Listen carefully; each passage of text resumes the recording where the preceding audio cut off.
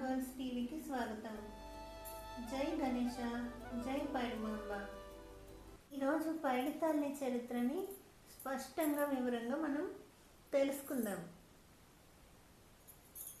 పైడి తల్లి ఉత్తరాంధ్ర ఇలవెల్పు అని అంటూ ఉంటారు.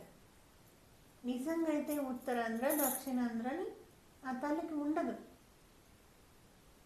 ఎందుకని మీరు బాగా గమనిస్తే ఈ మధ్యనే ఉత్తరాంధ్ర ఇలవెల్పు అంటున్నారు.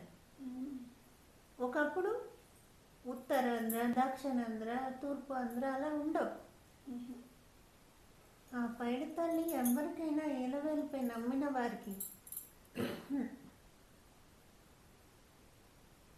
ఇప్పుడు మనం కొందరు దుర్గామాతని నమ్ముతారు, మరికొందరు కాళీమాతని నమ్ముతారు, అలాగే కొందరు వినాయకుడిని, అయ్యప్ప స్వామిని. అలా పైడి తల్లిని నమ్ముకున్న వాళ్ళకి తను ఇలవేల్పు, ఉత్తరాంధ్ర ఇలవేల్పు అనే కాదు. కానీ తెలుసుకోవాలంటే మరి ఉత్తరాంధ్రని చెప్పాలి. కాబట్టి మరి ఉత్తరంలో తనుంది, ఆంధ్రావనిలో. కాబట్టి ఉత్తరాంధ్ర ఇలవేల్పు అని చెప్పబడుతుంది. పైడి తల్లి నిజంగా అయితే చిన్నారి, తనకి 14 నుంచి 16 ఏళ్ళ కన్నా ఉండవు. తన చరిత్ర చాలా ఘనమైనది. ఎందుకని? ఎంతో గొప్ప రాజవంశంలో తను పుట్టింది. ఆ తల్లి చాలా గొప్ప చరిత్ర. గజపతుల ఇంట్లో తను చిన్న పాపలా పుట్టింది. అంటే చెల్లమ్మ, తొలిగా పుడితే అక్క. గజపతుల ఇంట్లో సుమారు 250 సంవత్సరాలకు పూర్వం ఇంటికి చిన్న పాపగా తను పుట్టింది. అప్పటికే తన అన్నగారు రామరాజు గారు. రామరాజు గారు పుట్టినప్పుడు కోట కట్టించారని చెప్తారు కొందరు. రామరాజు గారు పుట్టినాక విజయాలు వచ్చినాయంట. అందుకని ఆయన పేరులో విజయరామరాజు అని కలిపినారంట. తనకి చిన్న చెల్లెలనమాట పైడి తల్లి. చిన్నప్పటి నుంచి తనకి తల్లి లేదు చరిత్రలో, అంటే చనిపోయారు. చిన్నప్పటి నుంచి తల్లి లేని ఆ తల్లిని పతివాడ అప్పలనాయుడు చెలికాడు పెంచినాడు. అయితే ఆ తల్లికి చిన్నప్పటి నుంచి దుర్గాదేవి ఇంటి అంటే చాలా ఇష్టం. దుర్గాదేవికి తను ఉపాసకురాలైపోయింది. మనకి ఎలాగో అలాగే రాజులకి కూడా ఇలవెల్పులు ఉంటారు. గజపతులు ఏంటంటే చాలా భక్తులు, ఎన్నో దేవాలయాలు కట్టించినట్టు చరిత్ర చెప్తుంది మనకి. సుమారు 1000 సంవత్సరాలకి పూర్వం కూడా గజపతుల గురించి ఆనవాళ్ళు ఉన్నాయి. గజపతుల ఇంట్లో చిన్నారి పాపగా పుట్టిన పైడి తల్లికి దుర్గామాత అంటే చాలా ఇష్టం. తినని అన్న చాలా ప్రేమగా పెంచేవాడంట. చెల్లెలు ఏం చెప్పినా కాదనేవాడు కాదు అసలు. తల్లి లోటు లేకుండా పెంచాడని పెద్దలు చెప్తూ ఉంటారు. మన విచిత్రం ఏంటంటే మన చరిత్రలు ఎవరి గురించి ఒక కథలో చెప్పవు.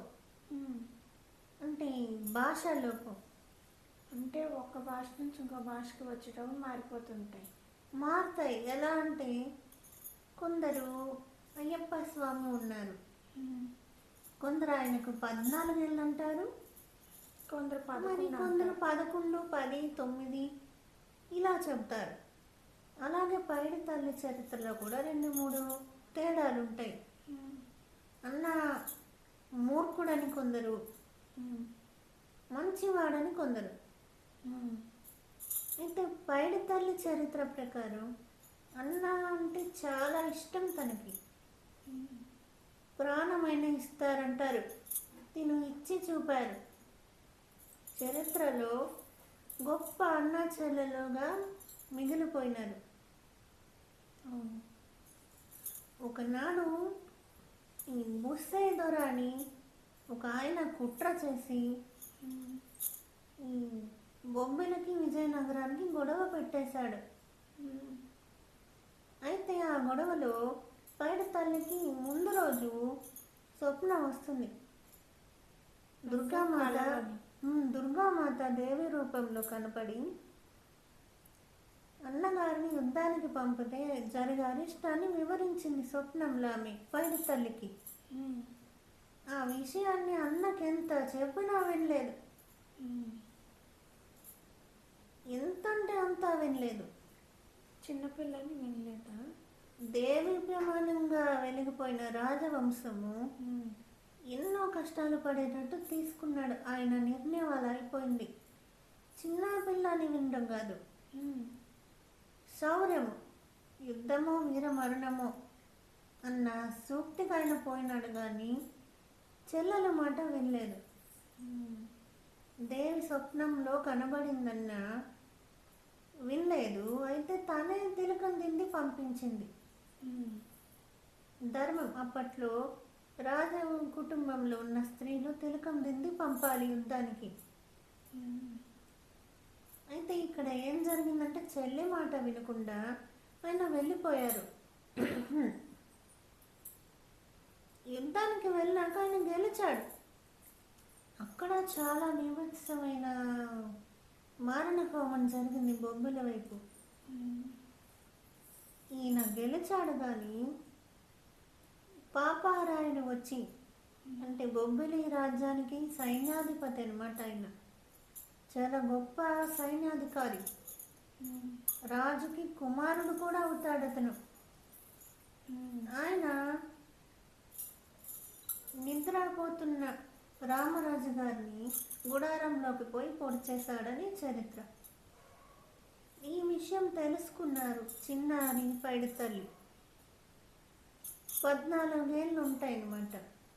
ఉమ్. అన్న అంటే చాలా ఇష్టం.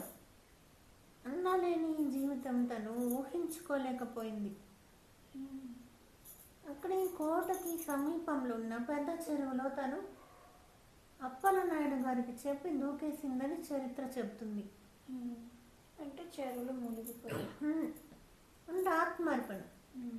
రాణి పద్మినీదేవి వాళ్ళు ఎలా అగ్నిలోకి ప్రవేశించారో ఉమ్. ఇచ్చట తను పెద్ద చెరువులో దూకేసింది.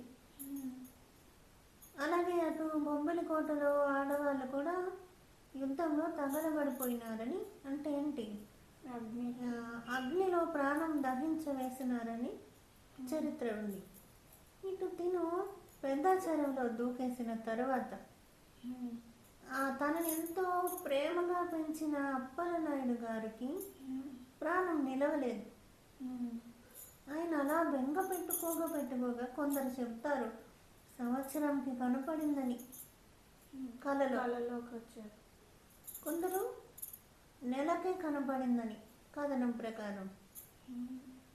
అప్పుడు ఆయన కలలో ఏం కనపడిందంటే, నీవు బెంగ పెట్టుకోకు తాతయ్య, నేను ఆ పెద్ద చెరువులో ఉన్నాను, వెలిసాను, తవ్వి తీయమని చెప్పిందంట. ఉమ్. అప్పుడు ఈయన వెంటనే హుటాహుటిన గంగపుత్రులు అంటే జాలరి వాళ్ళని తీసుకుపోయి ఉమ్. వాళ్ళ ద్వారా వెతికించితే ఆ పెద్ద వలలో ఆమె విగ్రహం నిజంగానే పడమరలో దొరికిందంట పెద్ద చెరువుకి. ఉమ్. ఆ విగ్రహాన్ని ఇప్పటికీ పూజిస్తుంటారు. అయితే ఈ చెలికాడు ఉన్నారుగా అప్పలనాయుడు గారు, ఉమ్. జాలరి వాళ్ళతో రాజుగారి దగ్గరికి పోయారు. ఉమ్. మరి గెలిచింది గజపతులేగా. ఉమ్. అప్పటికి ఉన్న రాజుగారు ఎంతో ఆనందంతో ఆ విషయాన్ని స్వీకరించి తనకి పండుగ మొదలుపెట్టారనమాట. ఉమ్. సిరిమానోత్సవం అని రకరకాలుగా తనని పూజించడం మొదలుపెట్టారు. ఉమ్. అంటే అన్న కోసం ప్రాణం విడిచిన ఒక యువరాణి, ఉమ్. దేవి ఉపాసకురాలు, మన తల్లి అయినది. ఉత్తరాంధ్ర ఇలా వెళ్ళిపోయినది అప్పటి నుంచి. దీనికి చేసే గొప్ప పండుగ ఏంటంటే సిరిమాను. ఇది ఎప్పుడు చేస్తారు? ఇది దసరా అయినాక వచ్చే తొలి మంగళవారం చేసేస్తారు. ఇక్కడ చెట్టు పైన కూర్చుంటాడు ఒక పూజారి. ఇక్కడ ఒక కథ చాలా గొప్పది ఉంది. సిరిమానికి ముందే తను పూజారి కళలోకి వస్తారు. ఒక చింత చెట్టుని ఆమె ఎంచుకుంటారనమాట. ఆ చింత చెట్టుని వీళ్ళు చెక్కాలి. చింత చెట్టు దేనికి? చింత చెట్టు అంటే తనకి చాలా ఇష్టం. ఇప్పుడు బ్రహ్మ విష్ణు మహేశ్వర్లకు ఎలా మర్రి చెట్టు, దీనికి చింత చెట్టు ఇష్టం. తనే చెప్పింది ఇంతకి, చింత చెట్టుతో నాకు సిరిమానోత్సవం చేస్తే మీ చింతలు తీర్చదనని. తను మంచి బ్రహ్మచారిని చెల్లెలు కదా. తన భక్తికి కూడా అప్పట్లో మురిసిపోయేవాడంట అన్న కానీ ప్రజలు కానీ. ఈ చింత చెట్టుని తనే కల్లోకి సిరిమాన ముందు పూజారికి చెప్తుంది. ఏ చెట్టు ఎంచుకోవాలో తనే చెప్తుంది. పలానా వీధి, పలానా ఊరు, పలానా మనుషులని. ఆ చెట్టు ఖచ్చితంగా 50 నుంచి 70 అడుగులు ఎత్తుంటుంది. దాన్ని సిరిమానుగా అమ్మవారు ఎంచుకున్నారమ్మా అని. ఇప్పుడు ఉదాహరణకి ఒకరింటి, ఇప్పుడు మన ఇంటి దగ్గర అమ్మవారు కనబడ్డారు, మీ చెట్టుని ఇమ్మన్నారంటే ఇస్తారుగా భక్తులు. అలా పూజారి గారు అమ్మవారి గురించి చెప్పి వాళ్ళకి సంతోష పెడతారనమాట. చెప్పినంతట్లో సంతోషం కదా. అప్పుడు అప్పటి నుంచి పూజలు చేస్తారు. పసుపు నీళ్ళతో పూజలు చేసి శుద్ధి చేసి ఆ చెట్టుని సిరిమానుగా చెక్కి ఇంకొక చెట్టుని విరుసుమానుగా అడ్డంగా కడతారు. సిరిమానికి దన్నుగా దాన్ని నిలబెట్టడానికి ఇరుసుమానుగా కట్టి ఊరేగింపు మొదలుపెట్టి పూజారి గారిని ఎక్కిస్తారు అంత పైకి. అంత పైకి ఎక్కినా సరే ఆయన బెదరుడు. ఆ రెండు కట్టేది కూడా చీరతోనే అంట కదా, ఏవి కట్టరంట, గొలుసులు అలాంటివి ఉండవంటే చీర. అదే ఆ తల్లి నిదర్శనం. ఒక చీరతో మాత్రమే, అంటే చీర అంటే ఏంటి, బట్టతో 2 చెట్లను కట్టితే అదేం కాస్తుంది? ఆ తల్లి మహిమ అన్నమాట. ఆ పూజారి గారు ఎంతకెవరంటే పతివాడ అప్పలనాయుడు గారు వంశస్థుడే. పెంచిన అతను వంశస్థులే ఇప్పటికీ చేస్తారు. తనకెంతో ఇష్టమైన వ్యక్తి వంశస్థులే చేస్తారు. సిరిమాలని 3 సార్లు ప్రదక్షిణ చేయించి కోట చుట్టూను తను తిరిగి ఆడిన కోట చుట్టూ ప్రదక్షిణాలు చేయించి తను అలా ఏడాదికి ఒకసారి వచ్చి పోతుందని నమ్మకం. అలాగే ఈ బాగా ఈ కలర్ ఆఫ్ లేగులు వచ్చినప్పుడు కూడా తనకి మొక్కినాకే బాగుందంట. ఈ ఆంధ్రావని మొత్తం ఆ టైంలోనే అప్పట్లో చాలా భయంకరంగా కలరా వ్యాధి వచ్చేసింది. మందే లేదు కదా వాటికి, చాలా ప్రమాదం. 250 సంవత్సరాల క్రితమే తినేసింది కలరా, ఫ్లేగు. వచ్చాయి. దీనికి పైడిమాంబ తల్లికి మొక్కుకున్నాక, అంటే తను చెప్పినదంట, ఒక తల్లిపైకి వాలి నాకు పూజలు చేస్తున్నారు కదా మీరు, నేను ఊర్లోకి వస్తాను,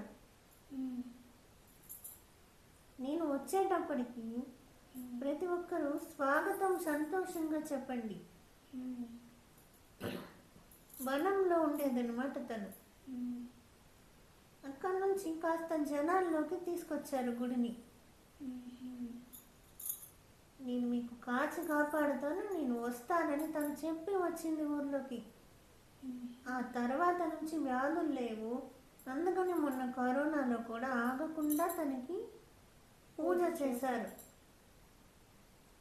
ఇంకా తన గురించి చెప్పుకుంటూ పోతే చాలానే ఉంది. పైడితల్లి చరిత్ర విన్నా తెలుసుకున్నా పుణ్యం మాత్రమే కాదు, మంచి చనిపోయేటప్పుడు మంచి మోక్షం వస్తుందని కూడా చెప్తారు. చెల్లెలకే చెల్లి, తల్లులకే తల్లి తను. చాలా గొప్పది. ఎంత చెప్పుకున్నా తక్కువే. మేము ఇంకా ఏదైనా సరిగ్గా చెప్పలేనట్టయితే మమ్మల్ని క్షమించండి. మీరు మమ్మల్ని ఆదరించండి. మీరు మమ్మల్ని ఆదరించే కొద్దీ మేము ఇంకా వివరాలు తెలుసుకొని మళ్ళీ చేస్తాం. సబ్స్క్రైబ్ చేయండి, లైక్ చేయండి. దయచేసి మమ్మల్ని సబ్స్క్రైబ్ చేయండి. ధన్యవాదాలు. మీ గ్రామ దేవతల కథలు ఏమైనా తెలిసినట్లయితే మాకు కామెంట్ సెక్షన్లో పెట్టండి.